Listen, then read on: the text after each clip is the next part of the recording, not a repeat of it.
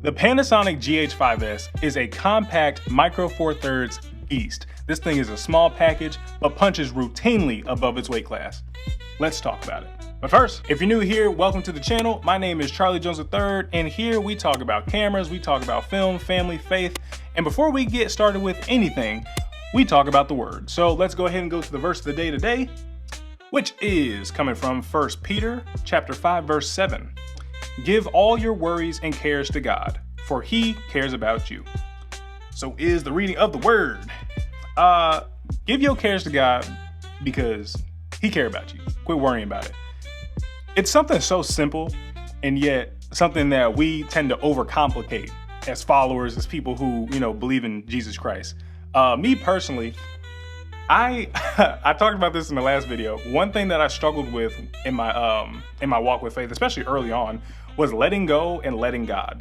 I would obsess over things that I thought I could control, over things I thought I could influence, all to ultimately realize it was gonna be God's way anyway. So long as I was tapped into his word, tapped into his spirit, I was able to know that I was gonna be taken care of anyway. So that's the message today that I'm getting out of this.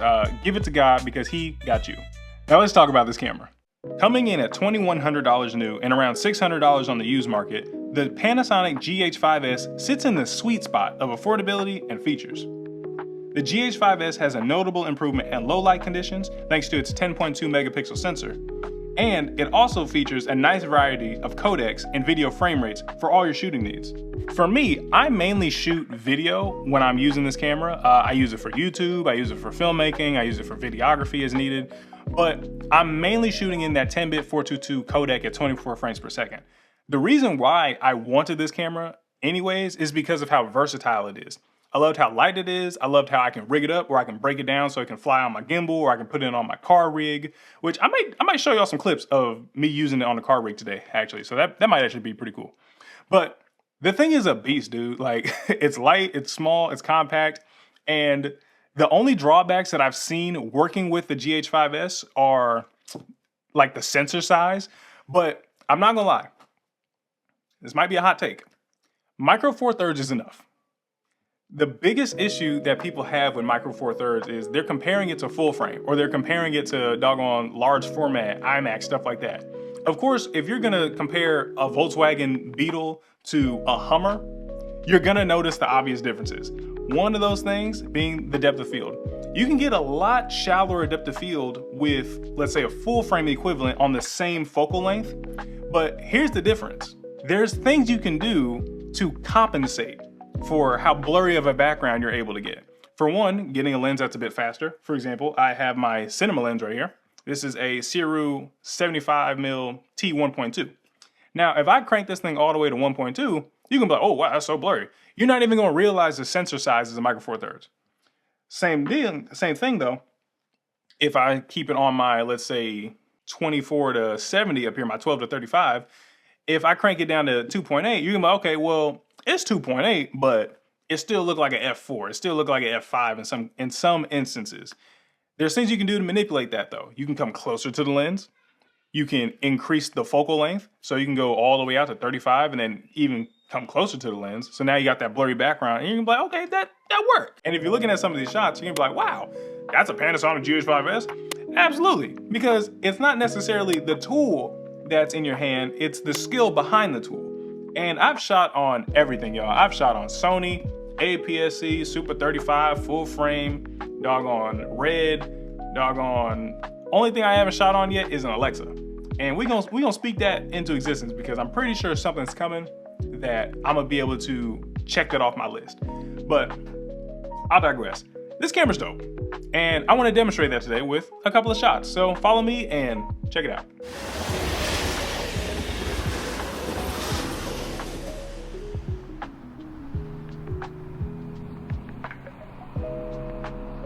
I'm outside, as you can see, and I want to take you guys around to show you some of the shots you can get with this thing. Today I'm shooting with two lenses, first one being the Panasonic 12 to 35 f2.8 and a Sirui 75mm cine lens T1.2.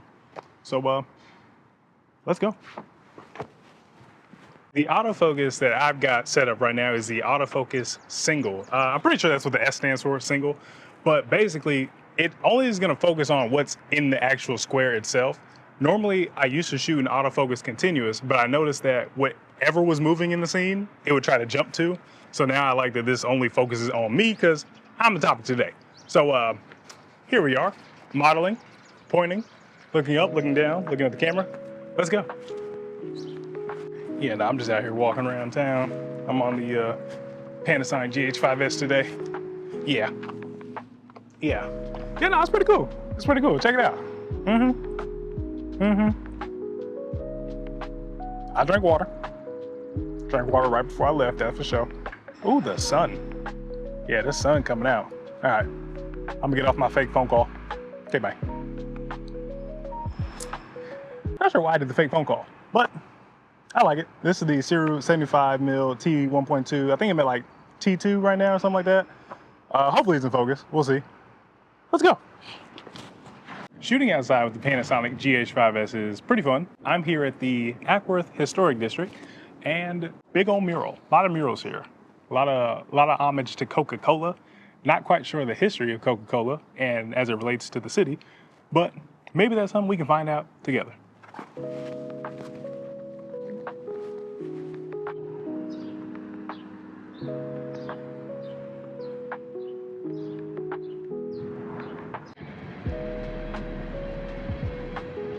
All right, y'all, we are here about to do the, I guess the car rig, and let's see how this goes. Hopefully my camera don't fall off. I got the cage on just in case. Here we go.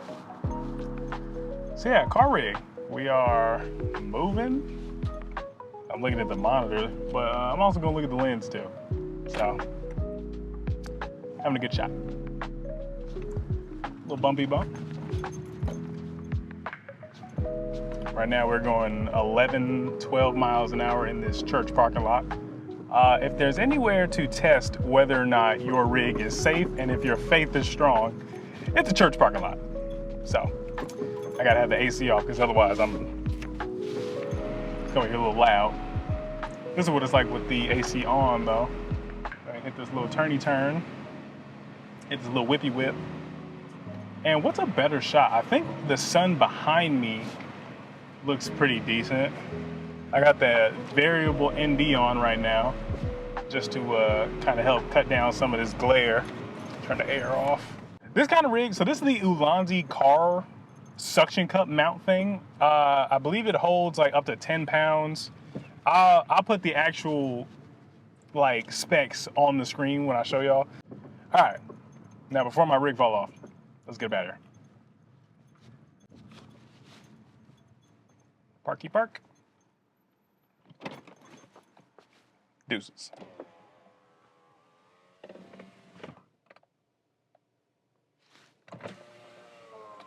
You like that, huh? That was cool? Yeah, I thought so. Okay, bye. What are my final thoughts about the Panasonic GH5S? It's a beast. It's plain and simple, it's black and white. This thing is a beast. If you are in the market for a camera that can do photo, can do video at the high caliber, records 10-bit 422 internal to SD cards, they do need to be at least V60. And you're looking for something on a budget, this thing is such a great value, especially when you compare it to its Super 35 and full frame counterparts. You're not gonna find like an A7 IV for $600. And if you do, it's probably something broken with it and you need to question that seller. You're not gonna find a Blackmagic 6K, full frame, G2, etc., for $600. But the Panasonic GH5S, you absolutely can. Not to mention, you can also throw on a speed booster. For all those talking about oh man, the sensor's too small, get you a speed booster. Metabones, Viltrox. If you want the full frame equivalent, do the 0.64 magnification or however you do that math, I don't care. But they got the 0.64 and the 0.71. The 0.64 gives you the full frame equivalent. So if you were to have a 24-70 lens, it would actually be 24-70. And it also gives you an extra stop of light. It's either 1 or 2 extra stops, but it's pretty cool. I don't have one because I haven't found a need for it yet. But if I were to get a speed booster, I'd probably try it. Matter of fact, let me know in the comments, should I get a speed booster? If I do, I'll let y'all know and I'll probably make a video about it. But I think that's all I got for you guys today. So I appreciate you all for tuning in. Definitely check out the other videos listed in the description. If you want to know what I'm shooting on personally, I've got all that listed down below. And without further ado, let's go ahead and end it with some prayer.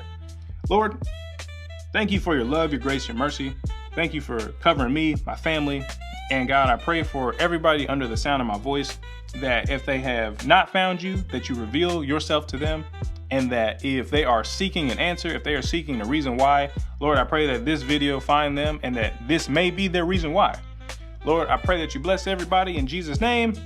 Amen. Guys, I appreciate you. Make sure to like, share, subscribe, and put in the comments down below. What are your thoughts on the Panasonic GH5S? I'm looking forward to hearing them. Until next time, Charlie Jones III.